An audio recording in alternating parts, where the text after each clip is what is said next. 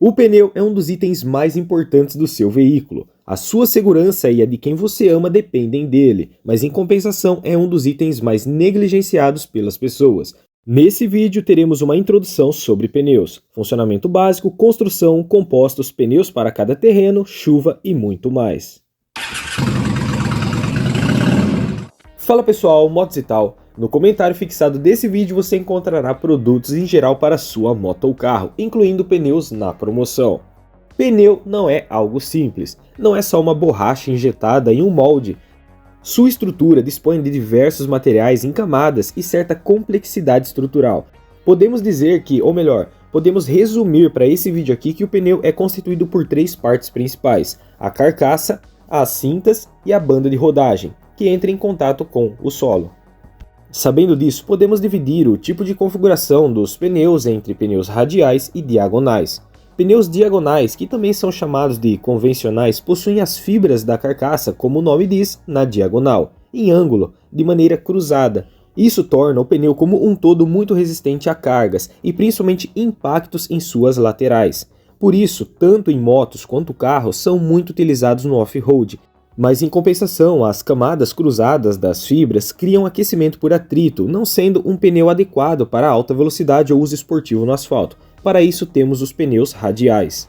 Nos pneus radiais, as fibras são alinhadas no sentido de um talão ao outro, permitindo que a lateral do pneu se torne bastante flexível e possui cintas de reforço abaixo da banda de rodagem, em 90 graus em relação às fibras, o que traz muita rigidez em toda a banda de rodagem, fazendo com que ela não sofra muita deformação, o que não gera muito aquecimento e, com as laterais mais flexíveis, permite que o pneu corrija melhor as imperfeições do asfalto. É ideal para motos esportivas e carros que rodam a maior parte do tempo no asfalto, seja em rodovias ou na cidade. O tipo de borracha do pneu também é de extrema importância. Ela é feita da mistura de borracha natural com sintética, o que geralmente faria com que o pneu tivesse uma cor clara ou próxima a um bege.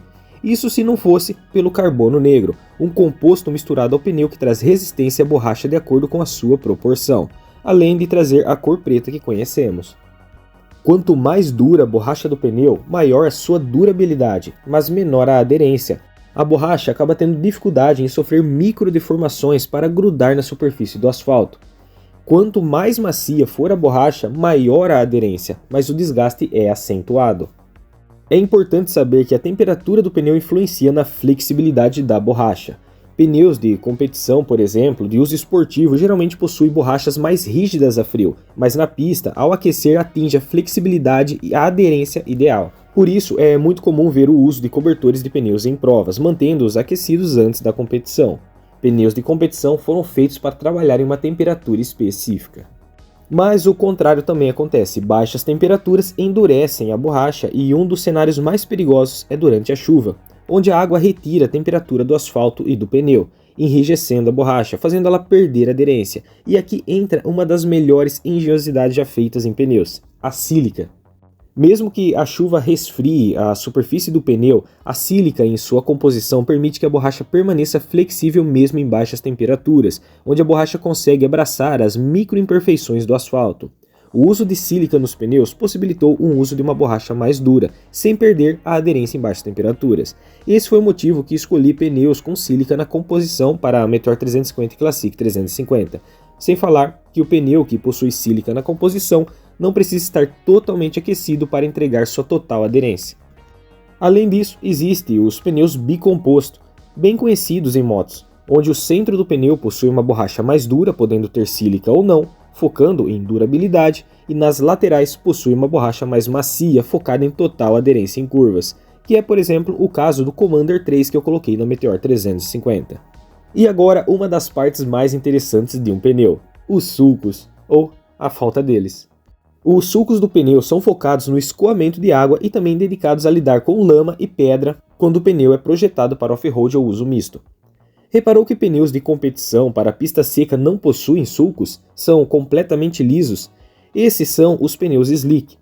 Eles são feitos assim para que se tenha a maior área de borracha possível em contato com o asfalto. Inclusive, são proibidos de se usar na rua, pois basta uma simples lâmina d'água na pista para eles perderem contato com o asfalto, em o que chamamos de aquaplanagem, onde o pneu literalmente sobe na lâmina de água.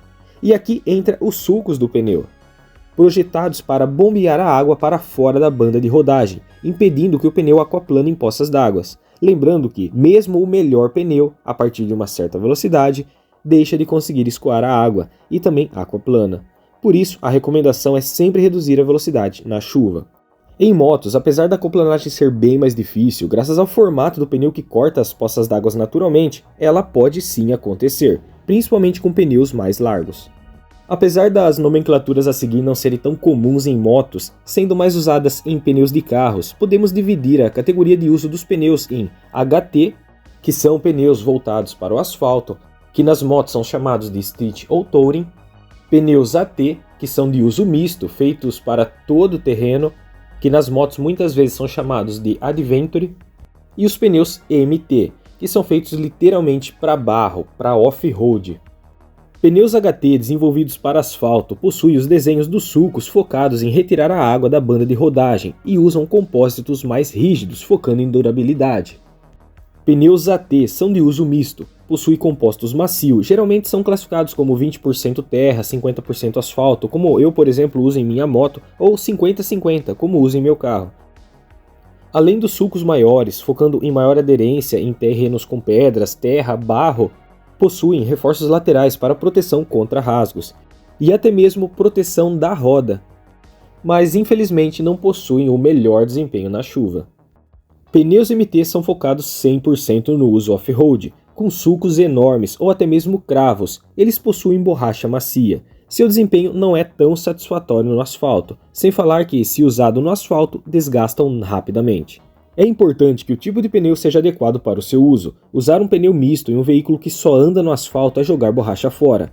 O desgaste é maior, sem falar do arrasto do pneu e o ruído. Usar um pneu de asfalto em um veículo que pega muita terra também é errado. O pneu não traz a aderência adequada, nem resistência às agressões do terreno. De acordo com o seu uso, pode optar para um pneu misto com 20% terra, como eu fiz na minha Classic 350, ou um pneu 50-50. Por outro lado, a Meteor 350 que vive aparecendo aqui no canal, eu lembro a todos que não é minha, mas eu tive a liberdade de escolher o pneu dela. De acordo com o uso dela, a melhor opção foi o Commander 3, bicomposto com sílica, dando muita atenção à estrada e chuva. E lembrando que todos os tipos de pneus citados aqui estarão disponíveis para compra no comentário fixado desse vídeo, além de lubrificantes e acessórios para a sua moto ou carro. Os pneus possuem um indicador de desgaste chamado TWI. São pequenos pontos elevados entre os sulcos. Ele é o limite onde um pneu pode sofrer desgaste e ainda possuir um bom funcionamento, principalmente na chuva. Se a banda de rodagem desgastar ao ponto de nivelar com o TWI, a vida do seu pneu chegou ao fim. Quando os pneus do meu carro começaram a se aproximar do TWI, antes mesmo de nivelar com eles, as aquaplanagens começaram a acontecer e eu precisei trocá-los por segurança. E agora eu destaco um item que muitos esquecem, a etiqueta do Inmetro. Eu respeito muito a etiqueta do Inmetro presente nos pneus, que classificam consumo de combustível, desempenho na chuva e nível de ruído. A economia de combustível vem da resistência ao rolamento do pneu. Quanto mais ele se deforma ao rodar, maior a resistência mecânica que ele cria, o que exige maior esforço do motor consumindo potência, resultando diretamente no consumo de combustível. Um pneu com um composto mais duro e até mesmo menos aderente pode ter uma menor resistência ao rolamento que um pneu macio e com maior aderência, mas não é regra. O desempenho na chuva ou no molhado, na minha opinião, é o mais importante. É o item que eu dou mais atenção e condeno qualquer pneu com nota abaixo da C. O Inmetro realiza esse teste medindo a distância de frenagem dos pneus em pista molhada, e eu notei que pneus abaixo da nota C, mesmo com o teste focado em frenagens, tendem a aquaplanar facilmente. E aqui, se você busca segurança na chuva, procure por pneus que tenham sílica na composição. Ela garante que o pneu, ao entrar em contato com a água e perder calor, permaneça maleável, garantindo boa aderência. Por fim, temos o nível de ruído, que parece ser insignificante para alguns, mas para quem viaja, ele pode incomodar após um tempo. É um som semelhante a um ruído branco e pode entrar na mente depois de algumas horas dirigindo, principalmente se o veículo não tiver isolação acústica. Pneus com cravos maiores, como o de uso misto, costumam ser mais ruidosos que pneus para asfalto. Eu diria que até 70 decibéis é aceitável, mas acima de 75 decibéis começa a incomodar. E por fim, você pode ter o melhor pneu, mas se não ficar de olho na calibragem correta, não vai adiantar em nada. Você precisa seguir a recomendação da calibragem prevista pelo manual do seu veículo, pois ela já conta com o peso do seu veículo e garante um bom assentamento e comportamento do pneu no solo. E se você tem preguiça de passar no posto de combustível para calibrar os pneus, recomendo muito esse compressor portátil a bateria aí na tela. Você pode calibrar o pneu do seu carro ou moto rapidamente em sua própria casa, além dele servir como um auxiliar de partida caso sua bateria te abandone no meio da floresta à disposição do Jason, ou precise de uma lanterna ou um powerbank em emergências. Voltando aos pneus, algo que muitos esquecem é verificar o ano de fabricação do pneu olhando o código DOT no próprio pneu, onde os 2 primeiros números mostram a semana de fabricação seguido dos 2 números que dizem o ano de fabricação. Um pneu muito velho pode criar rachaduras e perde a capacidade de aderência. Um pneu com mais de 5 anos de fabricação merece uma atenção adicional. Espero que tenham gostado desse vídeo, foi uma introdução básica ao mundo dos pneus. Acredito que trarei mais detalhes sobre pneus no canal Rotas e Tal, que assim como esse canal, o Motos e Tal, ganha vídeos toda semana. Se você gostou, deixe seu like e comentário, inclusive se sinta à vontade para completar o assunto. Considere apoiar o canal se tornando um membro a partir de R$ 2,99 por mês. Se inscreva para não perder nenhum vídeo e falou!